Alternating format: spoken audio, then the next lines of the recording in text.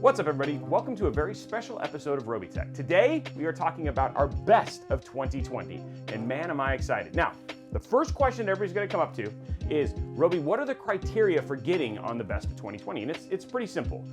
In fact, I've actually run this list by a group of some similar influencers, some other tech folks, and then my tech specialists who are over in Discord to basically make sure that I wasn't doing anything crazy. And they asked a lot of really great questions, and I wanna make sure that I put it up front so you guys understood, hey, when I chose these parts, what were the criteria for me choosing them? Number one, they had to release in 2020. So they're new products. In other words, I know there's tons of legacy products which are absolutely amazing, but these had to be products that released in 2020. That was the first one. Second, I had to have used them. I had to have used them in a build. I had to have been able to test them. I had to have been able to play with them and use them well, I don't even know what to say beyond that. And I'll talk about each of these things as I go through there for my reasonings as to why I chose the parts that I did. That's how you get on the Robeytech Best of 2020 list right there. By the way, guys, this will probably end up being a pretty long video, so down in the description below are actually jump points where you can jump to each one. So if you're just interested in checking out CPU, AIO, all those sorts of things, I really try to take the time to give you guys the information on what you need as to why I chose the parts. So just given that, I'm just giving you a heads up. I'm really passionate about this list, and because of that, I have a tendency to ramble. Well, no, I have a tendency to be very descriptive and passionate about why I chose the part. Feel free to jump through. I'm not going to be offended. I want this to be practical and usable for you. So I broke this down like I'm building a PC. We're talking about the best CPU, the best RAM, the best MOBO, the best GPUs, the best cases, the best power supplies. I did a top choice and a runner-up. So there's basically two in every category. And sometimes it's so close they could literally switch to each other. But let's start off with the tippy top, the very first category, which is in CPU. So my best of 2020 CPU choice, ladies and gentlemen, is the Ryzen 5 5600X. And the reason I chose this awesome 6-core 12-thread CPU is price for performance. Yes, there are more powerful CPUs, but in terms of price per dollar per what you get out of the box, the Ryzen 5 5600X is my top choice for the CPU of the year. The only thing that I would say is a negative is the flashing process and the inconsistency for basically having to flash motherboards across the entire platforms of B550s, X570s, etc. Because sometimes, and you've seen it here on the show, it can be a real pain in the patootie. The runner-up, or the second place, goes to the i7-10700K. That's right, it is an Intel CPU. And there's a couple reasons. One, value. Value for this specifically, if you would have asked me halfway through the year if this would have been it, no, it probably wouldn't have been. But now at this point in time, the i7-10700K is probably one of the best CPUs you can get for the cost. CPU choices right there, number one. Number two, I think these feel really solid. Would love to know your thoughts in the comments below. Let's talk about RAM. Our choice number one, and honestly, this has been a staple on pretty much almost every build, is the G.Skill Trident Z Neo AMD. This is the AMD version of this RAM. Way back in the day, everything used to be XMP, and we didn't have Ryzen-specific RAM. And what something like this has basically done is saved a ton of individuals, not everybody, but a ton of individuals, a lot of heartache when it comes to basically the preferred vendor list, or the PVL or the QVL or whatever you want to call it, for motherboards, because you knew that if you got AMD-specific RAM, then it would more than likely work with DOCP or XMP on your AMD system. So I thought this was super awesome. I've used this in a lot. The G.Skill RGB software is good. All in all, it's got the most support, and it's usually on pretty much everybody's list, just given how popular G.Skill is. And then it's also great looking RAM, and I've used it an absolute ton. Now the runner-up, and it's a new entry, is actually the Vengeance Pro version of the G.Skill Trident Z, and this is the AMD 5000 series, and this is the 4000 megahertz, but any of their new AMD ones as well. Same thing, use this quite a bit in my new 5000 series builds, and have had the least amount of issues in terms of with the myriad of different X570 and B550 motherboards, making sure that this basically works in there. So this is my top two choices, and you could say these could almost switch, but again, the G.Skill kind of goes it out there because it was kind of the pilot. So this is number one, and this is number two for my best of 2020 when it comes to RAM. The next choice is actually probably the hardest, because this was a tough choice when it came to M.2s. The winner of the Robeytech Best of 2020 NVMe drive is the WD Black SN850 series of NVMe SSDs. And this is storage all up. And there's a couple reasons. Now, I'm gonna go ahead and just say the second choice was actually the 980 Pro from Samsung. Now, on paper, cost, everything else, even performance, these things are very close to the same. Why did I choose the WD Black over the Samsung? Well, The reviews on this have actually been a little bit better, because there was no compromise. The original 980 Pro versions of Samsung actually used a more reliable version of cells. So the Pro meant something different when you talked about the 970 line of Samsung. But on WD Black, what you see is what you get, and it's been consistent with the brand through and through. All in all, I've been super impressed with Western Digital. They have really taken leaps of bounds in terms of their tech and what they've done for consumers moving forward. I had to give the crown to the Western Digital Black SN850. Option 1, option 2, best of 2020 in terms of storage right here. Let us talk about cases, and I'm not gonna bring the cases up here, but I wanted to talk about my best cases of 2020. The unanimous winner for me was the Phanteks P500A, and I'm sure you're actually seeing a picture of that right now. The P500A comes from a long, prestigious heritage and lineage dating what I would consider back to the Phanteks Evolve X, which then became the Phanteks P600S, and then became the P500A, which are almost the exact same chassis. And the reason that this is the #1 choice is because it is an absolute dream to build in. For the most part, anything that you want to get inside of this case is capable, all the way up to actually putting 2 systems in it if you wanted to. It's on the bigger side of cases, but because of that, when you top mount an AIO, when you want to front mount an AIO, when you want to get any hardware in there, there's just plenty of room to work. In fact, any new builder that I usually talk to, I should say, you should get a Phanteks, either P500A, P600S, or an Evolve X, because of just how easy they are to build in. The P500A is a fantastic airflow case. It comes with 4 140mm RGB fans, if you get the RGB version, that very easily and very inexpensively, you can daisy chain 3 more in and have your entire case work with fans. The RGB works very well, it's also very aesthetically pleasing, and it's just a great looking case. Now my second choice, and this may surprise people, is actually the Cooler Master TD500. And this was a case that was pretty early on in the year, came around January of 2020. It was the first of the airflow cases. One of my personal builds is actually built in this case, and it's just a very attractive looking case. Everything from like the special things they did to tempered glass, like how it looks from the front, the fact that both the white and the black look very clean, very, very impressive case. And I continue to be impressed with the things that Cooler Master continues to try and innovate from year to year as we continue to move through. And I'm excited about 2021. Option 1, the Phanteks P500A. Coming in at second place is the Cooler Master TD500. For the next one is our AIOs, and we have 2 options here. First one, the winner of the best of 2020 for Robeytech is the iCUE H100i Elite Capellix. And I'm gonna go ahead and put up the runner-up, which is the Kraken Z63, because it's heavy and I don't wanna hold it the whole time. So I'm gonna talk about each one of these, but first place, second place. I was really surprised at what Corsair did with the iCUE H100i. Number 1, the H100i comes with what is essentially a Corsair Commander Pro. And from a price standpoint, at coming in at about $150, given what you used to charge for their old H100s and H110s, which is the previous gen, that is incredibly impressive to get that in a case, what is essentially a $70 component, which is a huge savings in terms of whether you need Lighting Node Pros and all the other things that you needed to do to use the iCUE ecosystem effectively. On top of that, they also improved their tooling a ton. I used to dread every time I'd have to put in a Corsair AIO. And it's not to say it's not because they weren't attractive, but little things like when you'd have to hold, like if anybody's installed an AIO, you have to do that awkward hold and screw in. And so the screws were actually always relatively tight. It felt like you were gonna break the pump when you were trying to remove the brackets if you had to do anything that was outside of Intel. There's just like everything from putting it together, the amount of cables, all those sorts of things were just not refined. And it was like they took everything that we complained about and made it so much better in the H100i.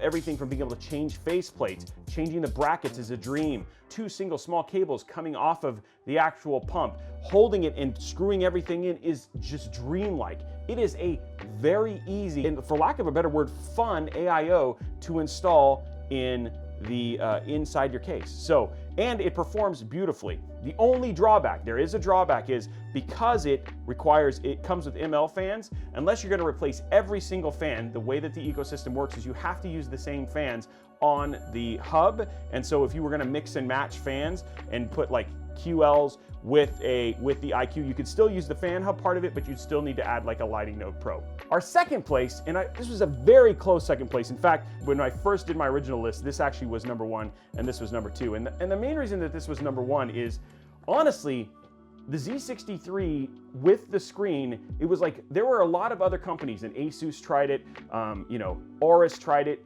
but NZXT nailed the on-screen display for an AIO.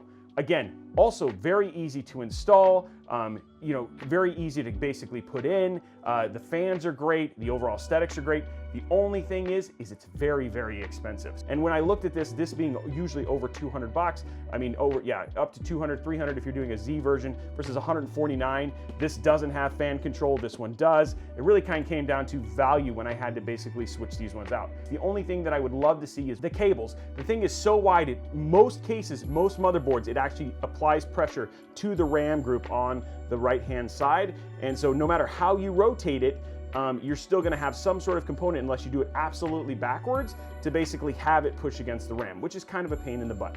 Congratulations, iQ H100i Capellix. This is first place, and the NZXT Z63 is second place.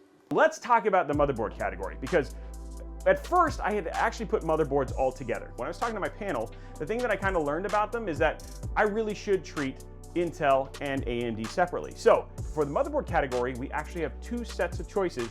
We'll also be doing the very same thing when it comes to the GPU category, because it felt wrong to just choose one overall, given that I feel like some people are really entrenched in the AMD and some people are really entrenched in NVIDIA. So the winner for the Robeytech Best of 2020 Hardware Award for AMD motherboards is the, surprise, surprise, the Asus ROG Strix B550 Gaming F. Why not the X570? I know this is going to come up. X570 didn't come out this year. So these are motherboards that came out this year, which B550 was the newest of them. This is absolutely a fantastic board. It did very little in terms of stepping down when it came to B550. It's also very attractive. The other thing I really applaud Asus for was the fact that they actually have their Aura Sync and their stuff for their Armory crate. You can also use things like iQ to actually do your controls, which is great. The VRM is great. Just overall, the quality of the board is great. And then the other thing too, which all of my choices have to have, BIOS flashback. And so both my top choice and my second choice always include BIOS flashback, because the B550 has to support Ryzen 5000 series, just like we're expecting the Z490 boards to also support Rocket Lake when those come out. For my second choice, and I don't think it'd be a surprise to you either, the MSI MAG B550 Tomahawk. Absolutely great board, little to no complaint. There could be a lot of boards that could get up here. It's very hard to have, you know, you should be some Aorus boards or stuff like that. But when it came to my top 2 picks, these are it. First place for AMD and second place for AMD. Now let's talk about Intel. Unlike what we had to think about when we thought about AMD, Intel released Z490 for the first time this year. And so that means we had actually one really kind of selection of premium boards to choose from, and I wanted to make sure I kind of had a good mix. So first and foremost, my number 1 choice and the winner for the Intel version of the Robeytech Best of 2020. Hey, if you saw this, it looks very similar. That's right, it's the ROG Strix Z490E Gaming. Again, same reasons that I had for the other one. Also, all of the same things. These are great boards. RGB support is on point. They also look very aesthetically pleasing. They're just very premium boards. And so they're very similar to the same things that I talked about with the B550 version just a few minutes ago. This is the same reason why I chose the ROG Strix Z490E for the Intel. Now, one thing that did change, because I had options and I could do premium, is actually the Aorus selection. And it took me a little bit to select Aorus because I have had issues with their motherboards in the past. But Gigabyte has done such a good job from a customer service standpoint for improving their QA, and this board is absolutely fantastic. It's very expensive, but when you're talking about what you get from the shielding on the back, the overall VRM support, just the amount of features it comes with, from just a top tier premium level motherboard, this one is fantastic. I would say it rivals the ROG Crosshair versions of the motherboards, basically in fisticuffs, but usually has a tendency to come down, actually be a little bit less expensive, and you get more out of it. So that's why I chose this one. Absolutely fantastic boards, and that takes care of our Intel and full motherboard suite of winners. So congratulations, first place ROG, second place Aorus Z490 Master. So we've gone through motherboards, we're almost there. Home stretch, all we got is PSUs after this, but we got to talk about a very important category. and that is the GPU category. In this one, it's going to be both a great experience and semi-negative experience because nobody can get any of the cards that I'm going to basically be showing off today.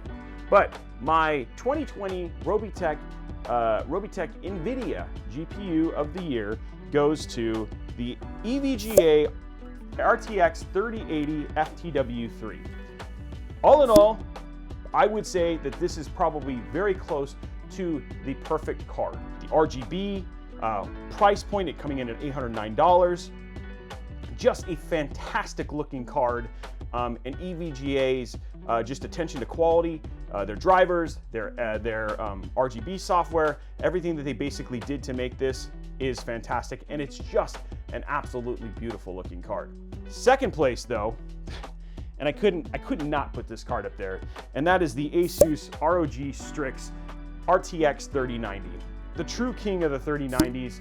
When I'm spending that kind of money, I want it to be the best. And this one inks it out just a little bit.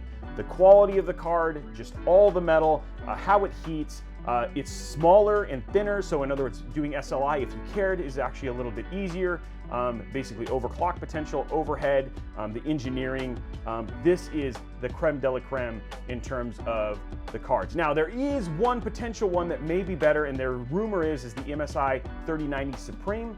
I have not got to use that card. So again, remember one of the criteria is that I had to be able to use the card, and so this is why this is here. I still stand by this. So congratulations, GeForce RTX, the EVGA for the win. 3 is my choice number 1 for GPU, and choice number 2, the GeForce RTX 3090 from Asus ROG Strix.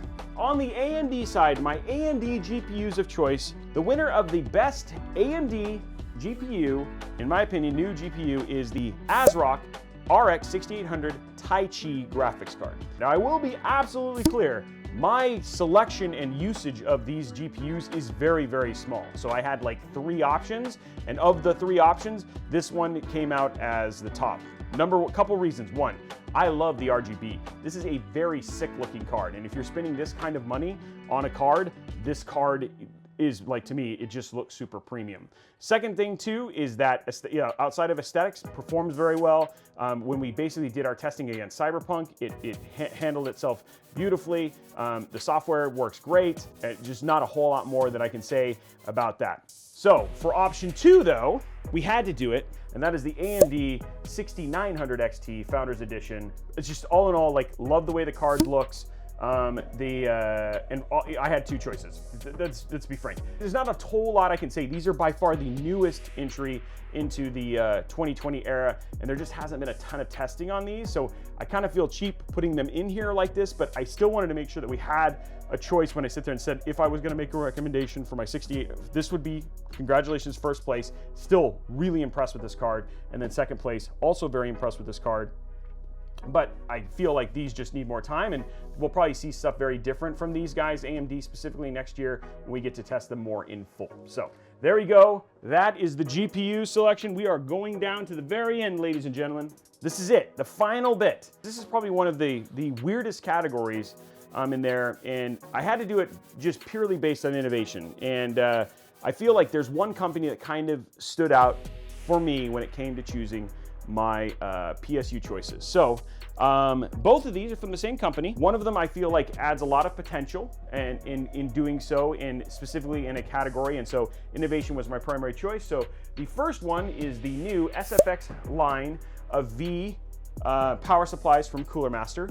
And then the second was the new V2 versions of the power supplies from Cooler Master. Both of these are because of innovation. I can do a 3080 and soon be able to do a 3090 in a small form factor build. And because of power supplies like this and what Cooler Master is doing, this is exciting times. Congratulations to Cooler Master. You guys have really kind of nailed something cool here with these particular products. So that is it, ladies and gentlemen. That is my complete list of hardware choices as you put together a PC for the best of 2020. Now, down in the description below, we have all of these products. I've also created a wish list over on Newegg that you can use that have all those parts. The link down for that is also in the description below. But I'd love to know your thoughts. Is there anything that you would agree with, not agree with? I'd love to know all of that stuff. I am not perfect. I know that. But I've built over 200 PCs this year alone. All of the things that you've seen here today have been part of those builds, and some many, many, many times. On top of that, we have a ton of video reviews, a ton of just testing and things that we've done that have also used these products. So there's a lot of stuff and data that I put in there. But again, my sample set is still small compared to the thousands upon millions upon billions of people who use these things, and sometimes I make mistakes. If we were gonna do one of these lists again for 2021, or basically a halfway through, what would be things that you'd like to see me add? What are some things that you'd like me to not to do in the future? Love to know all of that stuff right down in the comments. While you're down there, make sure you slap that subscribe button with that like button and ring that notification bell so you get a notification each and every time we go live with one of these videos. We have a lot more of these kind of commentary videos coming up, so love to do this, and I'm super excited to bring more of this to you in 2021. Now also, we have a live show every Monday, Wednesday, and Friday starting at 5:30 p.m. Where you can watch me build things live and use a lot of the hardware you saw today. Those are over on Twitch and right here on YouTube as well. Guys, this has been absolutely awesome. I really appreciate you hanging out with me today, and we look forward to seeing more of you in 2021.